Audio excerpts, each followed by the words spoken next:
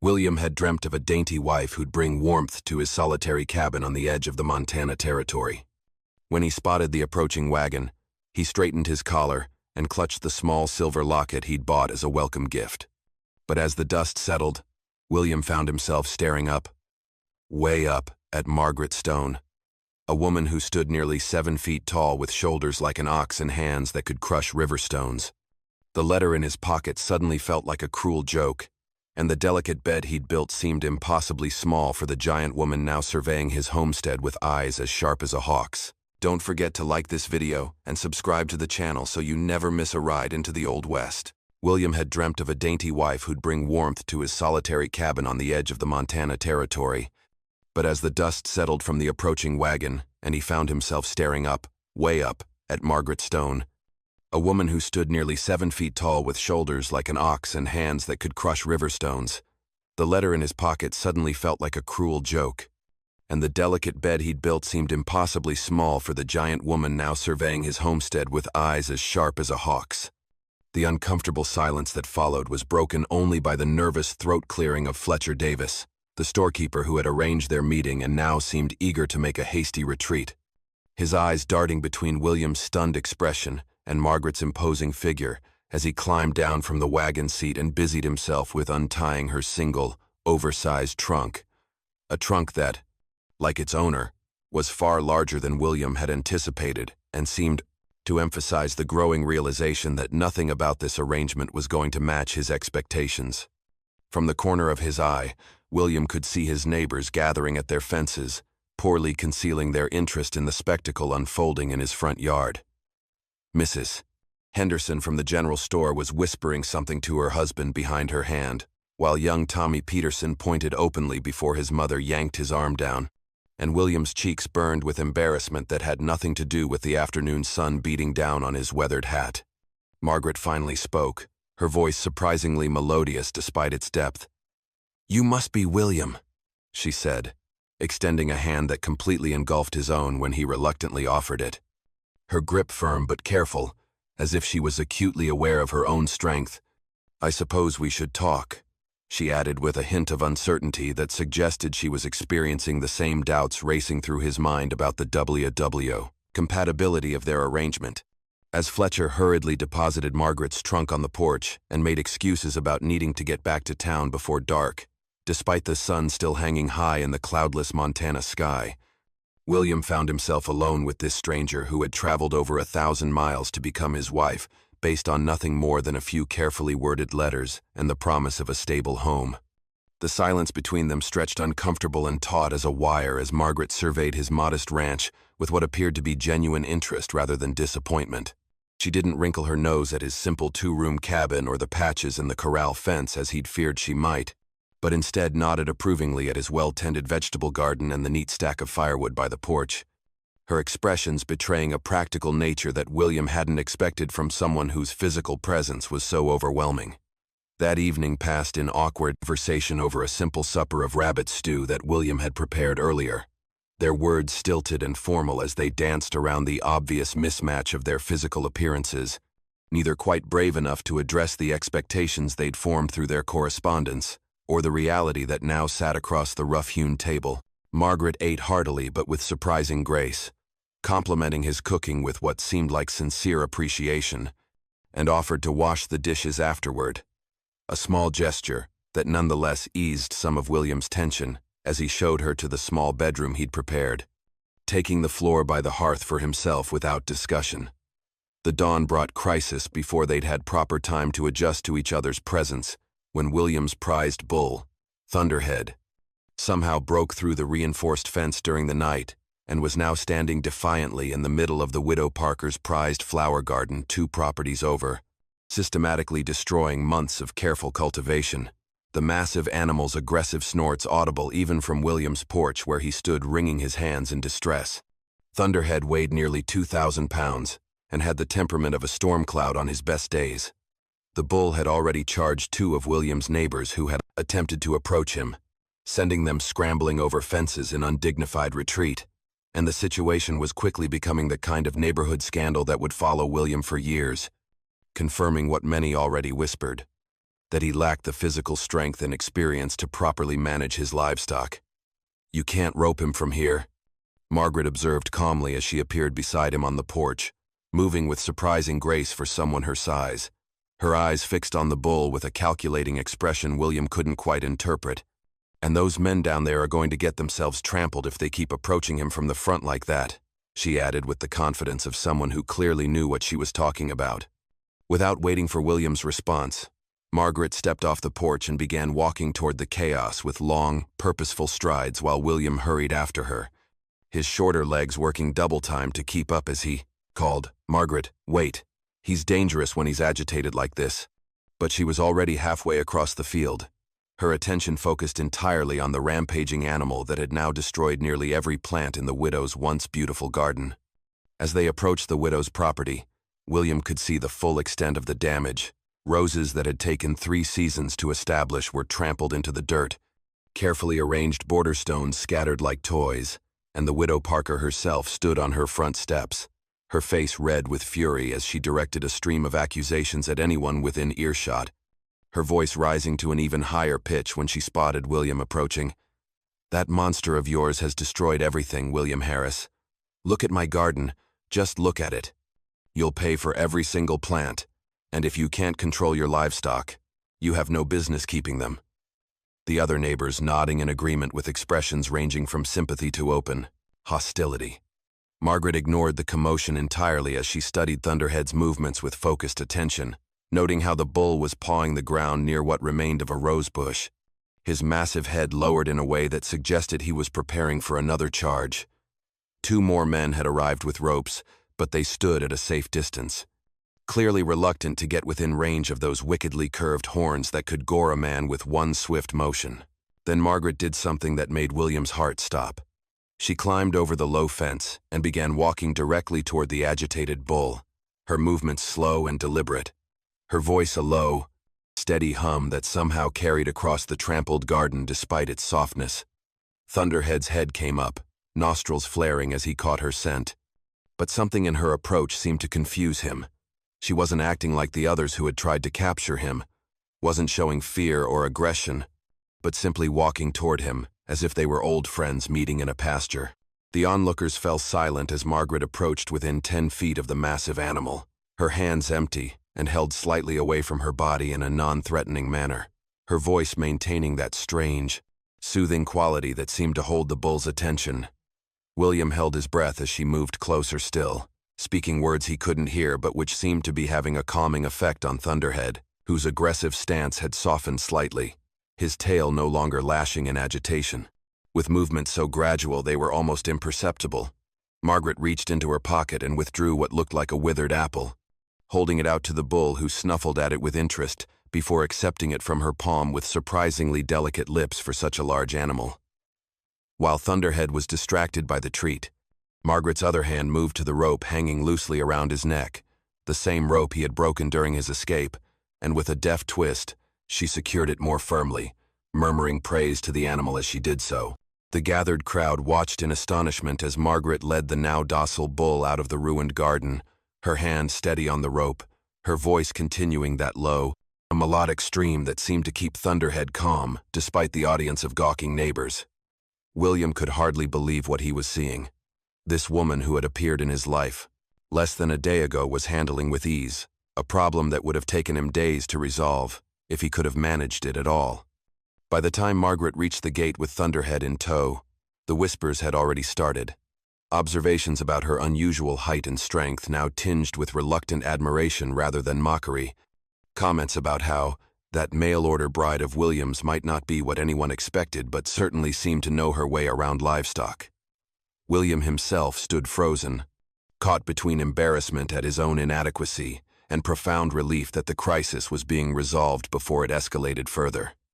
"He'll need a stronger enclosure," Margaret said matter-of-factly when she reached William, handing him the rope while maintaining a calming hand on Thunderhead's broad forehead. "With reinforced corner posts and a proper gate latch, I noticed the current one is wearing thin where he can rub against it." Her practical assessment delivered, without judgment or reproach, simply stating facts that William himself should have noticed but had overlooked in the daily rush of managing the ranch alone. As they walked Thunderhead back to the corral together, the morning sun illuminating the vast Montana landscape around them, William felt a shift in his perception of this unexpected bride.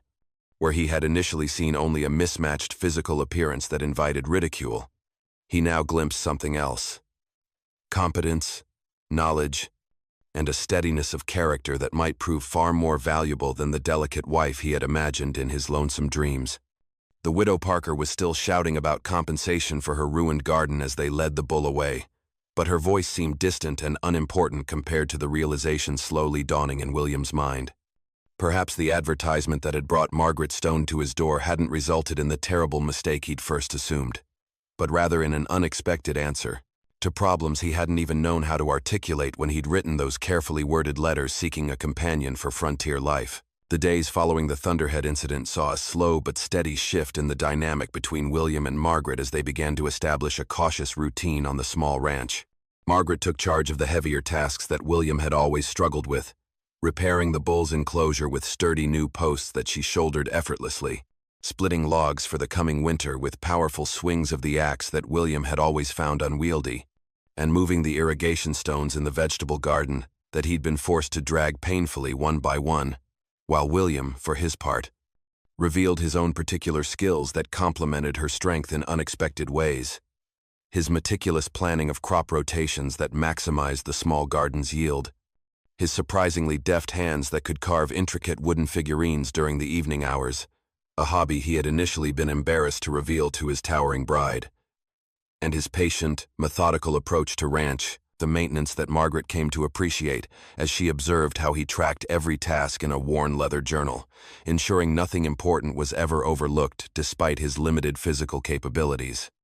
Their meals together gradually became less stilted as they discovered shared interests. Both had grown up in families that valued education despite limited means.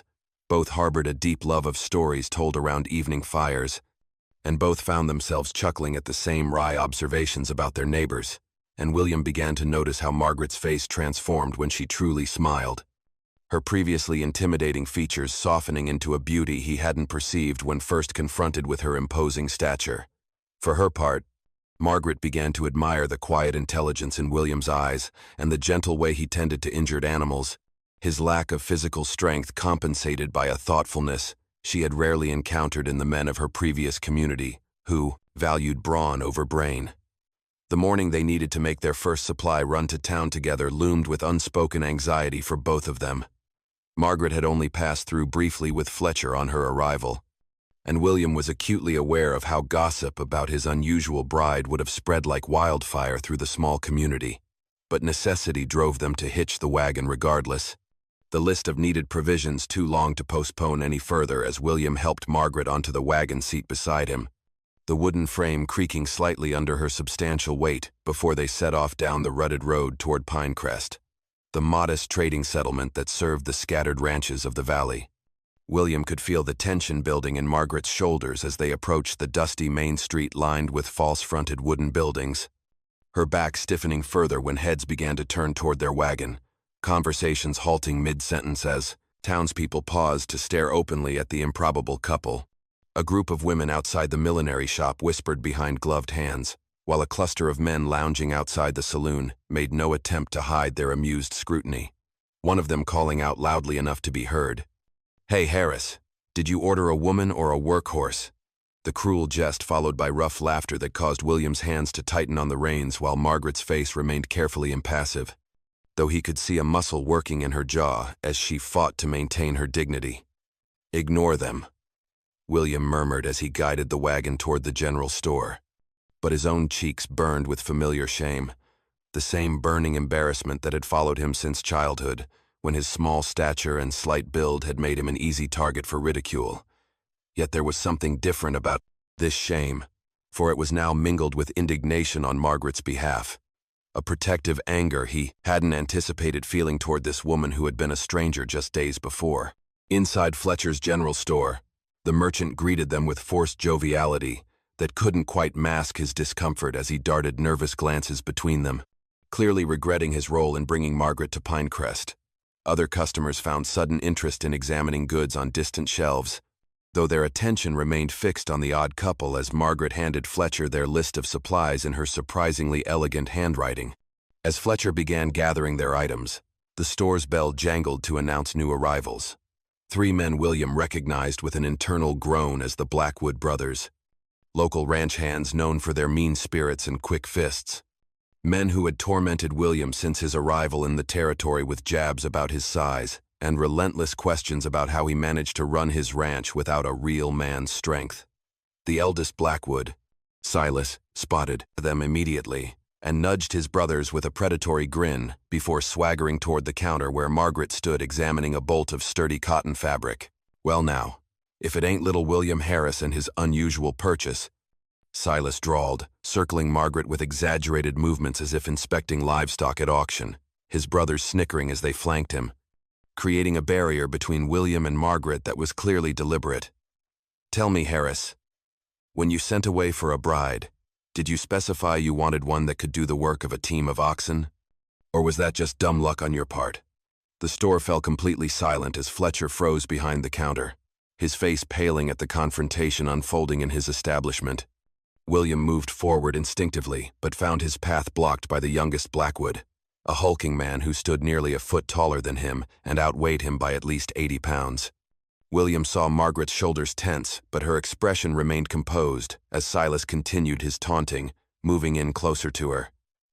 "Guess a little fella like you needs a big woman to hide behind, eh? Harris, can't fight your own battles, so you import yourself a freak to do it for you?" William felt a familiar helplessness rising within him, the same impotent rage that had haunted him whenever confronted with men like the Blackwoods whose physical advantage rendered any resistance futile. But just as Silas reached out to poke Margaret's shoulder with a grimy finger, something unexpected happened. In a voice pitched to carry throughout the now silent store, William said clearly, "I wouldn't do that if I were you, Silas, unless you're eager to explain to everyone how you lost a fight to a woman, and make no mistake, you would lose."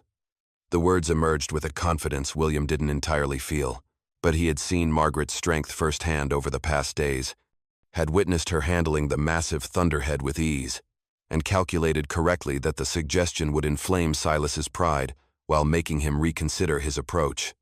Indeed, the man's hand froze, mid-air as his eyes narrowed, clearly torn between his desire to continue the harassment and the public humiliation that would follow if William's assertion proved correct. Taking advantage of the moment's hesitation, William stepped nimbly around the youngest Blackwood, positioning himself beside Margaret with a casual grace that belied his racing heart.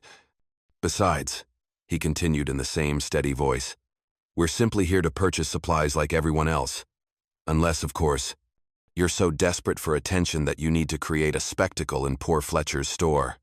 The calculated jab at Silas's dignity, delivered in front of the gathered townspeople, shifted the dynamic instantly. William could almost see the calculations running behind the bully's eyes, weighing his options and finding them suddenly less appealing than they had been moments before. Margaret, sensing the shift, smiled down at the Blackwoods with serene confidence, her height allowing her to meet even Silas's gaze by looking slightly downward, a subtle inversion of power that was not lost on anyone in the store, before she turned back to Fletcher and calmly continued discussing their order as if the interruption had been of no consequence.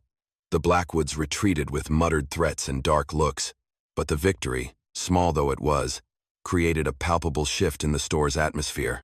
William noticed several of the townspeople regarding them with something closer to curiosity than derision now, and Fletcher himself seemed to relax as he completed their transaction with more genuine warmth than he had shown upon their arrival. The ride home was mostly silent, but it was a different quality of silence than their journey into town. Less tense, more contemplative, as each processed what had transpired. When William finally spoke, his voice was thoughtful. "I've never stood up to them before, never saw the point when the outcome was so predictable. But something changed today," and Margaret nodded in understanding, adding quietly, "We're stronger together than apart, it seems." A simple observation that carried weight far beyond the confrontation with the Blackwoods. That evening, as they sat before the fireplace with mugs of coffee sweetened with precious sugar purchased in town, the crackling flames casting dancing shadows across the cabin walls, Margaret finally shared the story William had been too polite to demand but had wondered about since her arrival. "I answered your advertisement," she began, her eyes fixed on the fire rather than his face, "because I had run out of options in Denver. Men there either saw me as a carnival curiosity to be gawked at or were intimidated by my size, to the point they couldn't see me as a woman at all." Her voice remained steady as she described growing up always the tallest, always the strongest, always the one who didn't fit in dresses or chairs or expectations. How her unusual height had first manifested at 12 and hadn't stopped until she towered over everyone in her small Ohio town. How her father, a kind but practical man, had encouraged her to use her strength rather than hide it, teaching her the skills that most girls never learned: how to handle livestock, repair equipment, and manage the physical demands of farm life. Skills that had served her well after his death, but had marked her as unsuitable for traditional courtship. The final straw came when a traveling show offered to hire me as the Giantess of the West, offering good money, but expecting me to stand on a platform while people paid to stare. She said with a trace of bitterness, "That's when I saw your advertisement seeking a practical companion accustomed to farm life, and thought perhaps a man looking for help rather than ornament might see value in what I bring." The firelight caught the vulnerability in her eyes as she finally looked directly at William, adding softly, "I never misrepresented myself in my letters. I simply didn't mention my height because I've learned that once people know, they cannot see past it to who I truly am." William sat in silence for a long moment, turning his coffee mug in his hands before offering his own confession in return. "And I never mentioned that I stand barely 5 feet 4 inches because I've spent my life being judged as less than a man for it," he said with quiet frankness. "My brothers all grew tall and strong like our father, while I remained small like my mother's side, leading to endless comparisons I could never win, and assumptions about what I couldn't do rather than recognition for what I could." He described his childhood in Pennsylvania, the youngest of 5 brothers, always struggling to prove his worth through intelligence and determination rather than the physical prowess that was so valued in his family. How he had come west partly to escape the shadow of his brothers, believing that in this new territory a man might be measured by his character and accomplishments rather than his physical stature. "The irony," William said with a wry smile that transformed his serious features, "is that I came here seeking respect as a man despite my size, yet found myself still fighting the same battle, until yesterday, when my bull escaped and you showed me there are different kinds of strength, and that perhaps what I've been missing isn't physical power at all, but the right kind of partnership." Margaret's answering smile held a warmth that had been absent from her usually guarded expression, and as the fire burned lower and the night deepened around the small cabin, something new and tentative grew between them, a bridge of understanding built on shared vulnerabilities and complementary strengths, a recognition that their unusual match might not be the cruel joke it had initially seemed, but rather an unexpected gift of circumstances that had brought together 2 people who had never quite fit the world's expectations. A month passed, then another, as summer's heat gave way to autumn's golden light across the Montana Territory, and with each passing day, the tentative understanding between William and Margaret deepened into something neither had dared to name. They worked side by side through long days, their routine now comfortable and familiar. Yet William found himself increasingly troubled by the uncertain nature of their arrangement.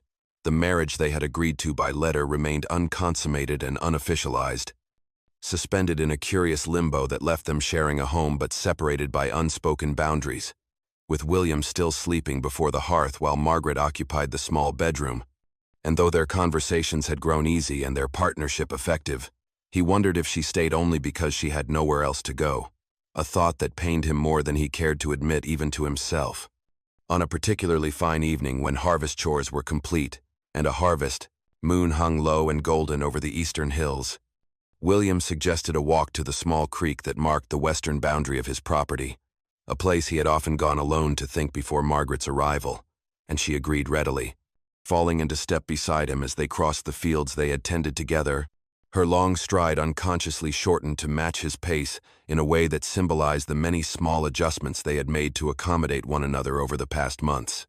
The creek burbled softly over smooth stones as they reached its banks, the water reflecting moonlight in shifting patterns, while nighttime insects provided a gentle chorus around them. William had been uncharacteristically quiet during their walk, his hand frequently checking the small pouch tied to his belt, and Margaret sensed his nervous energy, but waited patiently, having learned that William expressed himself best when not rushed or pressured. "I've been working on something," he finally said, his voice barely audible above the creek's gentle murmur. "Something I started before you arrived but never quite finished." And with slightly trembling hands, he withdrew from the pouch a small wooden box carved from rich walnut, with intricate patterns of intertwining vines and flowers decorating its surface. A testament to the skilled craftsmanship that Margaret had come to admire in him. When William opened the hinged lid, Margaret's breath caught at the sight of what lay nestled on a small cushion of fabric inside. A bracelet carved from pale birchwood, its surface polished to a warm glow, with delicate links that somehow appeared to flow into one another despite being carved from a single piece of wood. A feat of carving that must have required countless hours of patient work and extraordinary skill. "I began it after your second letter," William explained, his eyes fixed on the bracelet rather than her face.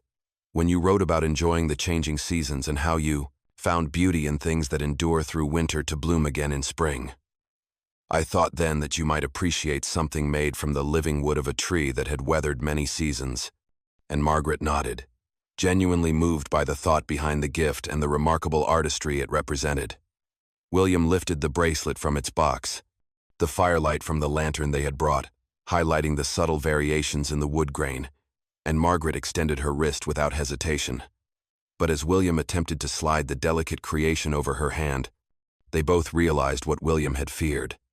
The bracelet was far too small for Margaret's substantial wrist, its circumference appropriate for the petite bride William had imagined rather than the woman who stood before him. A flush of embarrassment colored William's cheeks as the bracelet refused to pass over Margaret's knuckles, and for a moment he looked so crestfallen that Margaret felt a sharp pang in her chest. But instead of disappointment, she found herself filled with wonder at the care and thought he had invested in this creation intended for her, a sentiment she had rarely experienced from anyone, let alone a potential husband. "It's beautiful, William," she said with genuine warmth, taking the bracelet gently from his fingers and holding it up to catch the moonlight. "Truly the most wonderful thing anyone has ever made for me." And she meant it. The fact that it didn't fit seemed insignificant compared to the meaning behind it. The hours of work and thought he had devoted to creating something he believed would please her, long before he had even met her. William stood uncertainly in the moonlight, his planned gesture having gone awry, yet Margaret's reaction was not what he had expected. Rather than disappointment or mockery, she examined the bracelet with appreciation for its craftsmanship and evident wonder at the skill required to create it. Emboldened by her response, William found the courage to speak the words he had rehearsed countless times in his head during long evenings by the fire. "Margaret, when I wrote that advertisement, I thought I knew exactly what I was looking for in a wife, someone who would fit neatly into the life I had imagined for myself, someone who would complement me in ways I had predetermined without truly understanding what I needed," he said, his voice growing steadier with each word. "But then you arrived, and though nothing went according to my plans, I've discovered that what I actually needed was someone who would challenge me to grow beyond the limitations I had accepted for myself." Margaret listened intently, her tall figure silhouetted against the moonlit landscape as William continued. "This bracelet doesn't fit because I carved it for a fantasy rather than for you, the real woman who has shown me that strength comes in many forms and that true partnership is built on genuine acceptance rather than meeting arbitrary expectations." And with a deep breath, he looked directly into her eyes and asked, "Margaret Stone, will you marry me? Not because of the arrangement we made through letters or because of any obligation, but because I believe we can build something remarkable together, something neither of us could create alone." The question hung in the night air between them, weighted with sincerity and vulnerability that Margaret felt to her core. She closed her fingers gently around the too small bracelet, this tangible symbol of expectations versus reality, before responding with characteristic directness. "Yes, I will marry you, William Harris," she said, her voice clear in the moonlit stillness. "But I have conditions of my own," which made William smile despite his nervousness. for her practical nature was one of the many things he had come to admire about her. "First," Margaret continued, "I want us to resize this bracelet together. I want to learn how you work with wood, and I want you to teach me to create beautiful things with my hands as you do." And William nodded, already envisioning how he might guide her larger hands through the delicate carving techniques he had taught himself over years of solitary evenings.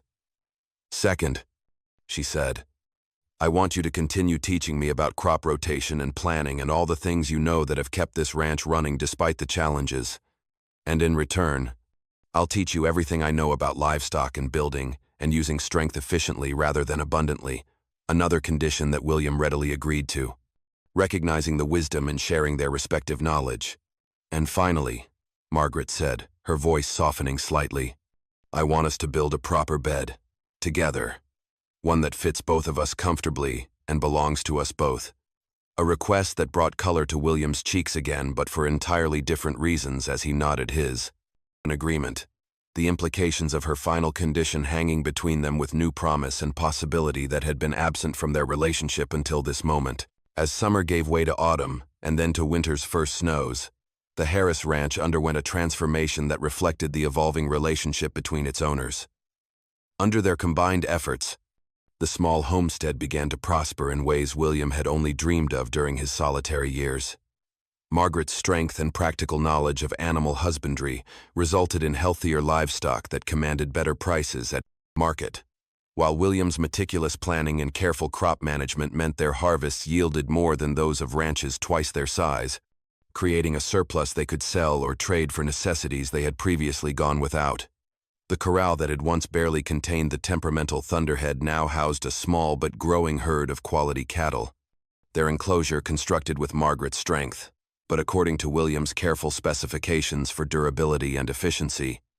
The vegetable garden had expanded to include experimental crops that William had read about but never attempted alone, now thriving under their shared care and attention. And the cabin itself had been improved with additions that made it more comfortable for both of them. Wider doorways for Margaret, clever storage solutions designed by William, and furniture built to accommodate their respective sizes, including the bed they had constructed together as Margaret had requested. Word of their success began to spread throughout the valley, drawing first curiosity and then reluctant admiration from neighbors who had previously dismissed their unusual partnership. Even the widow Parker, whose garden had been destroyed by Thunderhead's rampage, found herself accepting Margaret's peace offering of specially grafted rose bushes that William had helped her cultivate, the older woman's initial frostiness thawing in the face of Margaret's genuine kindness and William's quiet intelligence. By the time spring arrived with its promise of renewal, the Harris Ranch had become a topic of conversation throughout Pinecrest, not for the oddity of its owners but for their remarkable productivity and innovation, with several neighboring ranchers cautiously approaching William for advice on crop planning, or Margaret for suggestions on handling difficult livestock, a development that brought quiet satisfaction to both of them as they recognized the growing respect they had earned through results rather than conformity. The morning of their wedding dawned clear and mild, with wildflowers dotting the hillsides and birds singing from trees that were just coming into leaf after the long winter. Unlike the hasty ceremony they might have held upon Margaret's arrival, this wedding had been deliberately planned for the first day of spring, a symbolic choice that represented the new beginning they had found together after weathering challenges that might have driven others apart. The small church in Pinecrest that had seemed so unwelcoming during their first visit to town was now filled with familiar faces, some still curious but most genuinely supportive of the union that had proven skeptics wrong. Fletcher, the merchant who had once been so uncomfortable with his role in bringing Margaret to William, now beamed from the front pew, having become a regular visitor to their ranch and an enthusiastic promoter of William's carved wooden items, which now supplemented their income through sales in his store. As Margaret walked down the short aisle toward William, she wore a dress she and William had designed together and commissioned from the town's seamstress, not an attempt to disguise her impressive height or strength, but rather a celebration of it, with practical styling that acknowledged who she truly was while still honoring the occasion's significance. The bracelet William had carved for her, now properly sized through their combined efforts over many evening lessons by the fire, encircled her wrist, its pale wood contrasting beautifully with the deep blue fabric of her sleeve. William waited at the altar, standing straight and proud despite being dwarfed by his bride when she reached his side. On his left hand glinted a matching wooden ring that Margaret had carved for him during those same evening sessions. Her first attempts, crude and clumsy, but the final result, a testament to her determination and his patient instruction, the complementary nature of their partnership visible in the paired wooden adornments they had created for each other. The ceremony itself was brief but meaningful, with vows they had written together that spoke not of obedience or traditional roles but of mutual respect, combined strength, and the commitment to see each other truly, rather than through the distorting lens of society's expectations. When they sealed their promises with a kiss, William, standing on the small step they had discreetly placed at the altar while Margaret bent slightly to meet him halfway, there were more smiles than whispers among the gathered witnesses, a marked change from the ridicule they might have faced months earlier. The celebration afterward at their ranch became something of a community event, with neighbors bringing dishes to share and staying to admire the improvements William and Margaret had made to the property. The Blackwood brothers were noticeably absent, but their absence felt more like relief than loss, as other ranchers engaged William in serious discussions about irrigation techniques or asked Margaret about her methods for calming fractious horses. As twilight descended and the last guests departed with warm wishes and sincere congratulations, William and Margaret stood together on their porch, watching the golden light fade from the distant mountains. Without words, their hands found each other, Margaret's large fingers entwining with William's smaller ones in a physical manifestation of how thoroughly their lives had become intertwined. "We've built something good here," Margaret said softly, surveying the ranch, that had become truly theirs rather than just William's. And he nodded, squeezing her hand gently as he replied, "Something neither of us could have created alone," echoing the words of his proposal months earlier, but with the weight of proven truth behind them now. As they turned to enter their home together, no longer a lonely bachelor's cabin but a place designed for their shared life, the setting sun caught the wooden bracelet on Margaret's wrist and the matching ring on William's finger, highlighting the careful craftsmanship that had gone into creating pieces that were beautiful precisely because they were made specifically for the individuals who wore them, not despite their differences but in celebration of them. The last glimpse of the Harris Ranch that evening showed its owners silhouetted in the doorway, their disparate heights forming an unlikely but harmonious outline against the warm light spilling from within, a visual testimony to the extraordinary partnership they had forged not by conforming to expectations but by embracing their unique strengths and building something neither could have imagined when William's advertisement first set their story in motion. If you enjoyed this story, click the video on your screen now to watch another unforgettable tale where unexpected encounters change everything in the wild frontier. And don't forget to subscribe and consider a super chat to help us keep bringing you more stories like these. Your support means everything to us.